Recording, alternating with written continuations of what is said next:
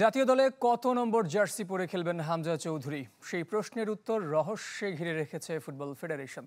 সমর্থকদের জন্য কুইজের আয়োজনের মাধ্যমে তা উন্মোচন করতে চায়। তবে তার বর্তমান ক্লাব জার্সি 24 বা তার আগের 17 যে হচ্ছে না তা অনেকটাই নিশ্চিত।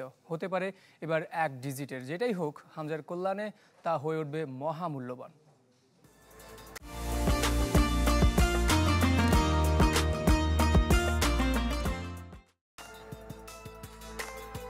জার্সি একজন ফুটবলারের পরিচয় বহনকারী, কিন্তু হামজা চৌধুরীর ক্ষেত্রে সেই প্রচলিত কথা খাটে না। কেননা 2 থেকে 50 15টি সংখ্যা নিজের করে নিয়ে নেমেছিলেন হামজা। কখনো ইংল্যান্ড যুবদলে, কখনো ক্লাব যুবদল বা মূল দলে, কখনোই স্থায়ী হয়নি তার জার্সি নম্বর।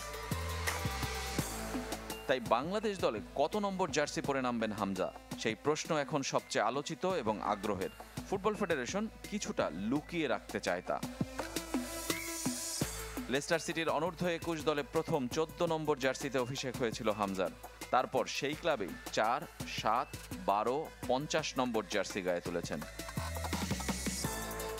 লেস্টার সিটি মূল দলেও একই জার্সি নম্বর ছিল না তার। 38-এ শুরু, 20 হয়ে 17-তে শেষ করেছেন। এখন যে চ্যাম্পিয়নশিপ লিগের শেফিল্ড ইউনাইটেডে খেলছেন, সেখানে তার জার্সি নম্বর 24।